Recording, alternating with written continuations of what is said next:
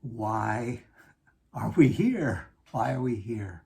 It's the deep and perennial question.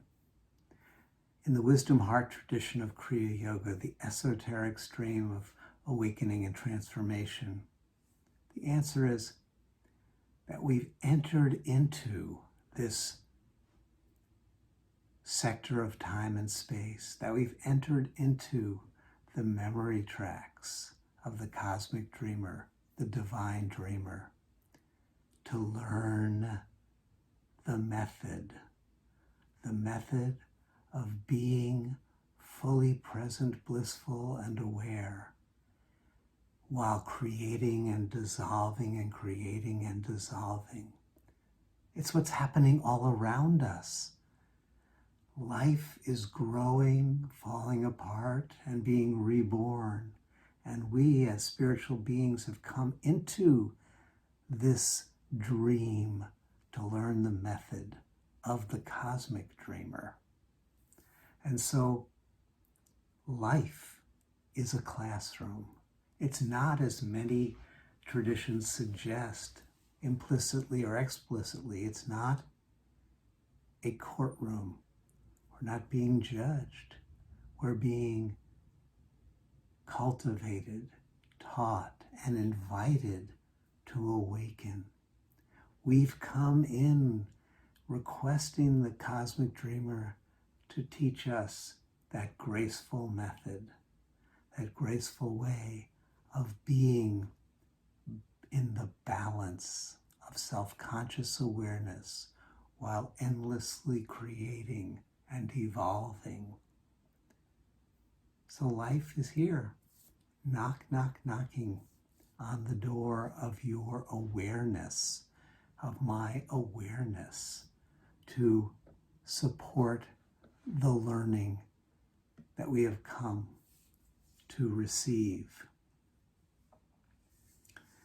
We have come to learn how to realize and embody and awaken to the radiance and the creative and the generative nature of our being.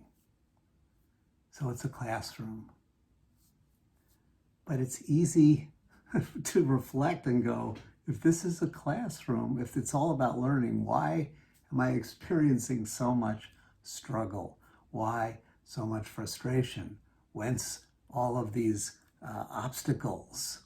And when does the fulfillment part of the program kick in? And it's really all a matter of how we remember that primary purpose, why we've chosen this particular path.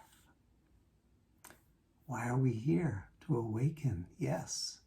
And how are we engaging with that curriculum? Because our way of engaging is what determines the quality, if you will, the intensity of the learning process. You can think of our engagement in the learning journey on a continuum from unconscious engagement to awakened, fully present engagement. The further we move towards the unconscious end of that continuum, the more the learning will be delivered through hard knocks. It's the school of hard knocks. It's a way of learning, the knock, knock, knock way of learning. Life will knock on the door of your consciousness, on the door of my consciousness, because that's what we want. We want it to open the door. Life will knock in whatever way we are able to notice, in whatever way we are able to notice and respond. Life knocks in the subtlest, gentlest, most graceful way. And if we are able to respond to that graceful knock, it's a blissful opening. Life is calibrating the message, in other words, to our own capacity, our own sensitivity, to to respond to the knock. If our minds and hearts are fragmented, entangled in emotionality, deeply embedded in conditioned ideas of right and wrong, of love and awakening, the knocking has to be more intense to penetrate the veils of that conditioning.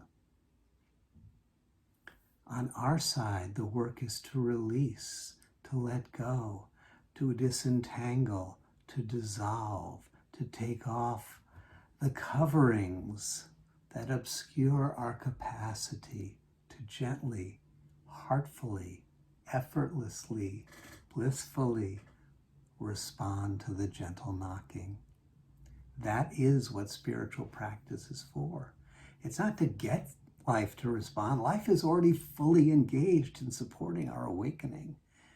It's to remove the veils of obscuration, to let go of fixed identities, to let go of outmoded patterns, to let go of emotional programs, and to more and more, in an undefended way, respond to the knock. Because life is gently there, knocking at all times. So let us recommit to our spiritual practice, to recommit to that unburdening practice, that releasing practice, and open ourselves to our deepest dream of awakening.